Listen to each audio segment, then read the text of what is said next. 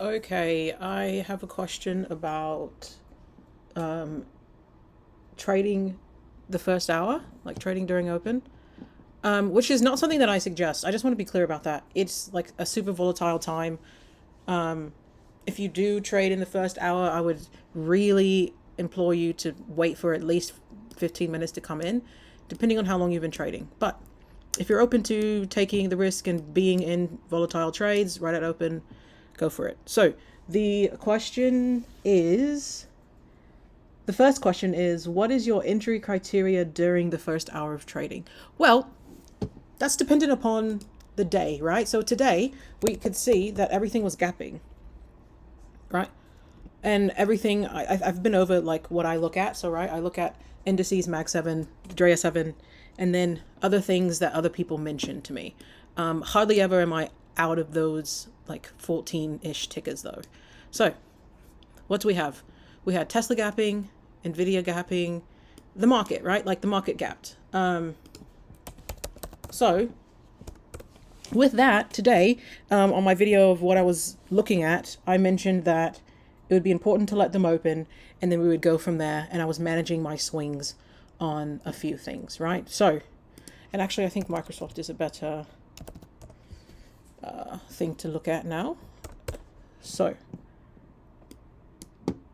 the first thing I'm looking for is what is the open telling me, right? And I said either we gap and crap or we gap and go. So, knowing that, I'm looking for either or. So my ideal situation is something like Uber, which I ignored the alert this morning. When did I get it? Uber. When did this happen? Oh, right at open. Yeah, I just ignored it. So if it's going to gap and go, this is your ideal scenario. No wick, right? Tesla, if it's going to gap and crap, this is your ideal scenario. No wick. So for today, when the market across the board is gapping, I'm looking for something that is a strong indication of gap and go versus gap and crap. And I'm looking for that on small time frames. So the 3 minute, the 5 minute, maybe the 10. I wasn't looking at the 10 this morning, but you could look at the 10. I think it's just maybe a little too much time for me personally.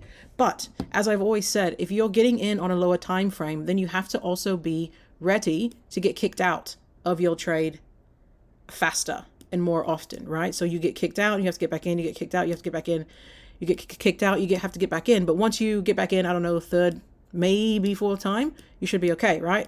So just be prepared for that possibility. So in AMD, my entry on AMD was actually here. This inside 3. And because I decided to trade small count today, I couldn't get out and get back in, right? I just had to get in and know that this was still a valid trade. So it triggered this 3, right? And it came back through. I waited for the next candle to close. It closed green. Okay, we're fine. Came back through. Waited for the next candle to close. It closed inside. Okay, we're fine. And then it went back up. Ideally, when this flipped red, I would exit and then just wait for my next entry, which would have been there.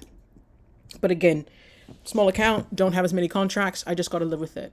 I think the most I went down was like 25%, which is not ideal. But because I'm trading with a small account, my stop is about 30%.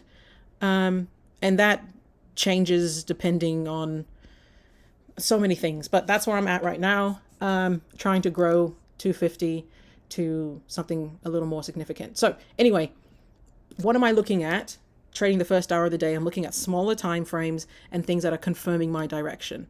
Ideally, if I could see something with no wick, like this, would have loved to have been in early, like because it took 3 minutes to go practically to ADR, right? But other than that, this is your entry here, and then you just take it to ADR. So that's what I'm looking at. When the market is gapping, gap and go, gap and crap. That's what I'm looking for. I hope that answers the question. The question was, what is your entry criteria during the first hour of trading? Okay. And I can explain that on a day that things aren't gapping when that day happens. So just, I guess, ask me again. And then the second question is, how do you manage a small account with options, particularly when to scale in, move stops, or take profit? Okay. So when the account is smaller, I'm always wanting to take profit. Great example. This is what I did on SPY. I took the 30s. So I mentioned in the chat, I think I tagged Indra. I asked him if he saw the 30, 60s on SPY and Qs. This was my entry on SPY. But because I had like, I don't know, $10 left in the account, I just had to ride this trade to ADR. So I got in here on this 30 and then just had a stop loss in, and it went. So it's fine, right? So one thing is with a small account, I'm fine to take, honestly, I'm fine to lose the whole $7, 100% loss on SPY, on any indices. And that's just because my input was small, right? It did like 140%, which means I made like $9. So not huge, but it's just sort of, I want to be able to get into these trades as I'm building this account, because the next time I won't pay $7, I'll pay $30, right? And the next time I'll pay $60, and the next time I'll pay, and so that's what that is. So that's one thing. And then something that is probably closer to what you're asking, AMD today, I got in there on the 3, and then I exited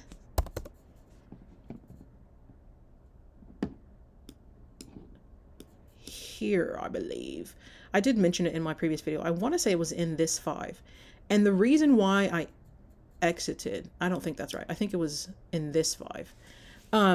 It hit ADR, right? And so with a small account, the point is not to hold till you hit your target. Like, don't get out till you hit. That's not the point. The point is to be making money every single day. You want to be compounding how much you're able to trade with, because taking it at ADR, like I want to say it was maybe a 40-50% trade. I can't recall. You have to go back and watch. But taking it here, I've made money, right? Which is the goal. I've made enough to trade another day. So with a small account, my focus is make enough to trade another day. Once I get to 4 figures, then this entry, I'm taking, 5 contracts, and I can exit some at ADR, exit the rest at, my target, exit the rest when I have a 5 against me. So I want to explain, I want to be clear about the nuance of trading. A lot of this depends on your portfolio size. If my portfolio is as small as the one that I'm trading right now, I'm taking my money at my target, because the goal is not to get out at the top. The goal is to make enough to trade the next day, right? My current goal right now is straight up compounding. So that's what I did there. I'm very focused on just taking money at my targets. And yeah, this was another $50 that I didn't make, but that's all right. Tomorrow's a new day. I'll make that 50 somewhere along the line. So that is that. I hope that answers your question. I know that there's still quite a bit of nuance.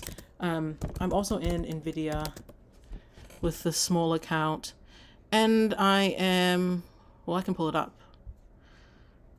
Yeah, I'm down 9%. So that's fine. And I have a sell order on it, right? It hits 15, I'm out. So, oops. So yeah, I hope that makes sense. I feel conflicted, and that may be a little difficult for me to explain because things are so dependent upon each other. But I think AMD is probably the best explanation and example of just taking your profit at your target, because the size of my portfolio has shifted the focus to compounding over taking it all the way to the sky. Had I had more money, I still would have gotten out around that area. I would have done what I just said, right? Take some at ADR. Come on. Take some at ADR. Take more when it filled the gap, and then take more when I had a 5 against me, right? And then, had I had more money, I would have just gotten back in on this hourly trigger to go back to high of day. I can't do that, but, next week I will be able to. So I hope that helps and makes sense in terms of managing the trade. But yeah, when everything is gapping, I'm looking for gap and go versus gap and crap. The best tickers to trade are the ones that have little to no wick. And I'm getting in at open and I am getting the heck out as soon as I hit my target. Let's also look at Uber. Hate to miss it. Uber is a similar instance, right? You get in with no wick on the 5. You take this money right here at ADR. I can almost guarantee that was like at a minimum 30% trade because it's so volatile here at the open. And I'm talking about trading weekly contracts, right? And weekly contracts out of the money. So if you enter here, likely going to take like a $90 call. And because you only have so much, you just take this money here and then you wait, right? Inside 15, that's when you put a significant amount in. I guess that's part of this explanation as well. This is just an entry, right? This is like a starter position. You take your starter, you take your money. When you see something like this, a higher time frame giving you an entry, this is when you really put your money in. So like, let's say you buy 2 contracts here, take your money, you get this setup. This is where you buy your 5, 10, 15, 20 contracts, right? Up to the sky. So yeah, I hope I answered your questions. If not, rephrase them. I'm happy to give this another shot.